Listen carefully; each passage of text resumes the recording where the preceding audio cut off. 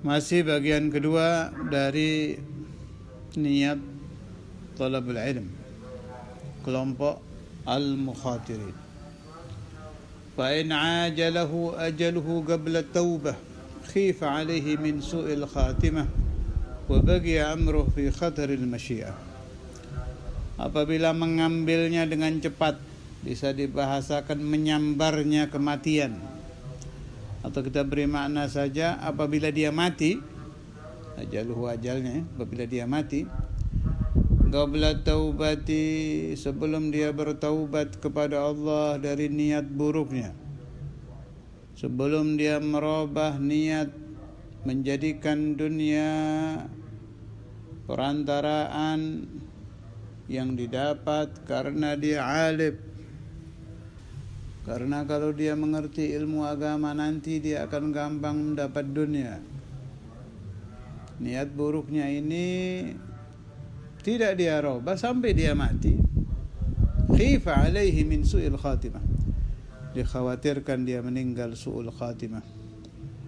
Wa baqiya amru fi khataril masyiah, maka menjadi urusan ini orang di akhirat di dalam bahaya masyiatul maula, kehendak Allah. Bahaya bagaimana? In syaa afa anhu wa illa fala. Bila Allah mau, Allah maafkan, kalau tidak ya tidak. Maksudnya ini orang meninggal dalam keadaan su'ul khatimah sughra. Maklum su'ul khatimah ada dua ya. Ada su'ul khatimah kubra, itu tidak ada harapan selamat di akhirat. Orang yang meninggal na'udzubillah di gereja dalam keadaan Nasara, orang yang meninggal tidak faham la ilaha illallah, dia ingkar la ilaha illallah dan lain-lain, itu su'ul khatimah kubra, kekal di api neraka. Kalau yang model begini nih su'ul khatimah sughra. Bagaimana su'ul khatimah sughra? Khatarul masyiah, bisa jadi dimaafkan Tuhan, bisa jadi tidak.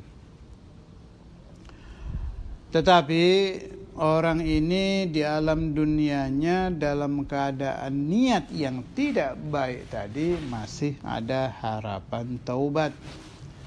Wa in wuffiqa lit-taubah qabla hululil ajal wa adafa ila al-ilmi al-amal wa tadaraka ma farrata fihi min al-khalal ultuhiga bil faizin fa inna taiba min adh-dhanbi kaman la dhanba lah.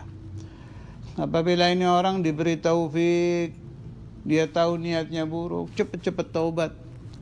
Setelah taubat kepada Allah qabla hululil ajal, sebelum datangnya ajal, dan dia lipat gandakan amal. Biasa salat duha 2, dulunya duhanya tidak ikhlas, setelah dia taubat jadi 8. Biasa tahajud 4 jadi puluhan. Wa tadaraka, dia susuli ma farrada fihi minal khalal, yang dulu dia ceroboh di dalam ibadah, di dalam mengamalkan ilm, di dalam ikhlas. Kecerobohan dia daripada kesalahan-kesalahan. Serius ini orang, ultuhiga bil faizin, maka dia diikutkan di kelompok al-faizin, kelompok yang pertama. Kenapa? Fa inna taiba minadz-dzambi kaman la dzamba lah.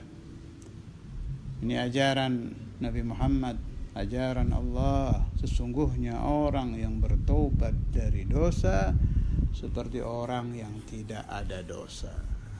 Ini enaknya di dalam Islam ini. Asal dia belum sekarat, kalau dia mau tobat, Allah pasti akan menerima. Masya Allah. Ini min sa'ati rahmatillah, dari luasnya rahmat Allah subhanahu wa ta'ala. Ini per detik ini kan kita tidak tahu ini. Bisa jadi taat, bisa jadi maksiat. Tiap detik kita. detik kedua, detik ketiga, menit pertama, menit kedua, jam pertama, jam kedua, hari demi hari, minggu demi minggu, bulan demi bulan, tahun demi tahun, kita tidak tahu. Bisa jadi taat, bisa jadi maksiat. Untungnya ada yang namanya taubah. Taubat kepada Allah diterima seperti bayi yang baru lahir. Suci lagi kita. Wa rajulun thalithun, kelompok ketiga ini. Laki-laki ketiga, makna penuntut ilmu dengan niat ketiga. Ini niat ketiga ini tidak ada harapan taubat ini. Al-halikin kata Imam Ghazali, kelompok orang-orang binasa, orang-orang hancur. Jangan bicara takdir dulu ya. Ini mah pembagian Imam Ghazali lagi bagi niat beliau. Kelompok ketiga ini istahwadha alaihi syaitan. Setan sudah mengalahkan dia. Fattakhadha, maka menjadikan orang ini ilmunya dzari'atan, perantara ila takatsur, memperbanyak bil mal, harta. Wattafakhur, berbangga-bangga bil jah, dengan kedudukan. Watta'azzuz, memperkuat diri, bi kathratil atba'i, dengan banyaknya pengikut. Ta'azzuz itu semakin banyak murid dia merasa semakin top, semakin kuat. Ini kan masih bahas niat ini. Jadi si santri ini setiap dia menghafal hadis, ingatannya ke sana. Setiap dia menghafal ayat Al-Quran, ingatannya ke sana. Tidak beres niatnya nih. Wah, nanti saya kalau hafal hadis sekian, saya ceramah, murid saya tambah banyak. Ini harus dihafal ini. Ini hadis ini berhubungan dengan masalah yang sedang dibahas di Indonesia ini. Lagi ramai apa sekarang ini? Wah, kita harus siap ini menghafalkan ini. Tapi niatnya itu tidak beres. Bukan niat ingin memperbaiki umat Nabi Muhammad sallallahu alaihi wasallam. Bukan niat ingin idkhalus surur fi qalbi Rasulullah sallallahu alaihi wasallam. Saya ingat Sayyidina Maulana Al-Walid Al-Habib Abdullah bin Abdul Qadir Bil-Fiqih radhiyallahu taala anhu, ketika beliau menerangkan kepada Al-Habib Al-Allamah Salim bin Abdullah Asy-Syatiri tentang majlis ta'lim yang telah beliau pimpin lebih dari 30 tahun dari zaman Imam Al-Habr Al-Habib Abdul Qadir bin Ahmad Bil-Fiqih. Saya ingat itu ada ucapan Sayyidina Imam begini, kurang lebih ya, maqal, hal ini menjadikan idkhalus surur fi qalbi Rasulullah sallallahu alaihi wasallam atau kama qala, memasukkan rasa suka, rasa senang di hati Rasulullah sallallahu alaihi wasallam. Kalau ke sana pikirannya boleh. Kita harus berpikir luas. Nabi Muhammad sallallahu alaihi wasallam itu di alam barzah kan kasyaf. Wali-wali aja kasyaf, ya apalagi Nabi. Jelas Nabi Muhammad tahu keadaan umatnya di bagian timur dunia seperti apa. Kita nggak usah bahas negara, sudah arah saja. Timur, barat, utara, selatan. Umat Nabi di timur bagaimana, di barat bagaimana, di utara bagaimana, di selatan bagaimana. Nabi tahu di barzah. Kalau ada yang ibadah, farih Rasulullah sallallahu alaihi wasallam, senang Nabi Muhammad, bahagia melihat di kota sana lebih banyak yang iqamatus salah dari yang tidak.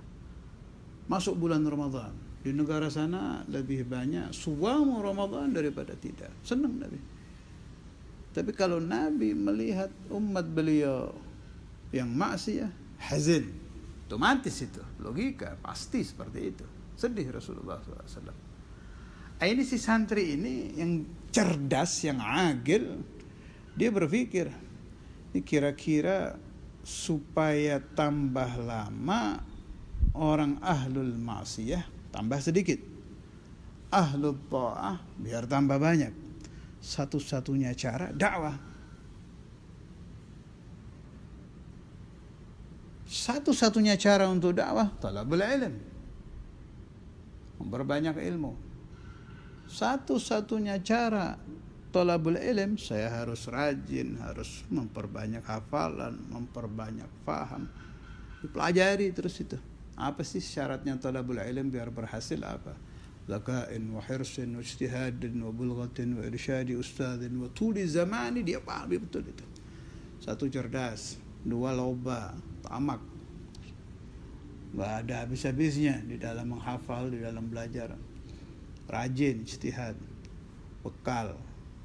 Zaka'in wa hirsin wa ijtihadin wa bulghatin wa irsyadi ustadin, petunjuk guru, wa tuli zaman, waktu yang lama. Tapi niatnya ke sana.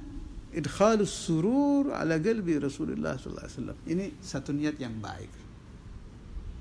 Seperti itu niatnya, boleh masuk di kelompok pertama itu. Kalau ini tidak, ini yadkhulu bi'ilmihi kulla madkhal. Dia masuk dengan ilmunya setiap tempat masuk. Makna dia dengan bekal ilmunya dia pakai roja'a ayyaghdhiya minad dunya wa tarahu, dengan harapan beres hajat duniawinya, watar hajat. Nasallallahu as-salamah lana wa li talamidina wa dhurriyyatina wal ahbab. Mal'un, ada kelompok ketiga yang mal'un, dan mal'unnya langgeng. Kenapa langgeng? Kenapa tidak diharapkan dia bertaubat? Ini masalahnya. Wa huwa ma'a dzalika yudmiru fi nafsihi annahu 'inda Allah bimakana. Sudah niatnya tidak beres, dia merasa di dalam hatinya dia punya pangkat di sisi Allah. Ada yang lebih parah lagi, udah mal'un, dia merasa dirinya wali, si alim nih, yang ulama dunia ini, dia merasa dirinya wali, merasa mugarrab, orang yang dekat kepada Allah, merasa saleh, merasa pejuang agama. Kalau arti lugahnya yudmiru, menyimpan. Litisamihi bisimatil ulama wa tarassumihi birusumihim. Kalau arti lugah, itisam memakai tanda, tarassum memakai gambar. Makna sorbannya dia perbesar, gamisnya dia perlebar, kalau dia pakai sarung, sarungnya dia perindah, kalau pakai jas, jasnya dia bikin cakep supaya mirip ahlul ilm. Fizzi, di dalam pakaian, wal mantik, dan ucapan, ngomongnya serba qala-qala. Kalau enggak qala Allahu qala Rasul, kalau enggak qala Imam fulan. Jadi secara zahir alim, omongannya ahlul ilm, pakaiannya ahlul ilm, di dalam hatinya dia merasa ahlul ilm, padahal wa huwa mal'un. Ini ma'a takalubihi 'ala dunya zahiran wa batina, bersama takalub itu bersifat seperti anjing, melompat-lompat, bercepat-cepat. Ala dunya, di dalam mencari dunia, zahiran wa batina, zahir batin. Fahadha minal halikin, kelompok ketiga ini kata Imam Al-Ghazali minal halikin, kelompok orang yang pasti binasa, hancur, fi dunia wal akhirah, di alam dunia dan alam akhirah. Selain halikin, wa minal hamga, kelompok orang-orang dungu, bahlul, jahil, ahmak, dungu, sangat bodoh. Al-maghrurin, kelompok orang yang tertipu. Limadha inqata'a ar-raja' an taubatih idzir raja'u munqati'un an taubatihi, karena terputus harapan taubat dari ini orang. Lidhannihi annahu minal muhsinin, karena dia sangka dirinya di kelompok orang baik. Ibaratnya begini, orang sakit merasa sakit, ada harapan sembuh, dia akan cari obat. Tapi kalau orang sakit dia merasa kesehatannya prima, super sehat, bagaimana akan sembuh? Dia tidak akan cari dokter, tidak akan cari obat. Kelompok yang ketiga ini. wa huwa ghafilun an qawlihi ta'ala, dia lalai dari firman Allah Ta'ala, ya ayyuhalladzina amanu lima taquluna ma la taf'alun. Wahai orang-orang yang beriman, kenapa kalian berbicara apa-apa yang tidak kalian kerjakan? Wa huwa mimman qala fihim Rasulullah sallallahu alaihi wasallam. Kelompok halikin ini termasuk orang yang disabdakan Nabi Muhammad sallallahu alaihi wasallam, ana min ghairi dajjal. Saya bukan dajjal. Saya tidak termasuk dajjal, kata Nabi. Akhwafu alaikum minad dajjal. Yang paling aku takutkan kalian alami adalah dajjal. Pergilah ditanyakan kepada Nabi, wa ma huwa ya Rasulullah, siapa dajjal itu wahai Nabi? Faqala ulama ussu, ulama yang buruk. Jadi bisa kita definisikan menurut Al-Imamul Ghazali, manhum ulama ussu, siapa ulama ussu? Kelompok ketiga ini. Kalau Anda akan terangkan kepada orang yang ingin tahu, saya sering dengar itu ulama su. Siapa ulama su? Ini kelompok ketiga ini, al-halikin. Kalau kelompok kedua 50-50, bisa masuk ulama usu, bisa tidak. Kalau dia taubat, dia masuk kelompok faizin. Tidak taubat, masuk kelompok ulama usu. Tapi yang ketiga ini kelompok ulama usu. Wahada li'anna ad-dajjal ghayatuhul idlal. Kenapa disebut dajjal? Padahal matanya dua, jasadnya normal, tapi disebut dajjal oleh Nabi. Karena dajjal itu tujuan akhirnya adalah al-idlalu, menyesatkan umat. Lah kelompok ketiga ini pakaiannya pakaian insan, tapi niatnya dajjal. Jadi sama saja. Atau boleh kita bahasakan mereka pendahulu dajjal yang asli.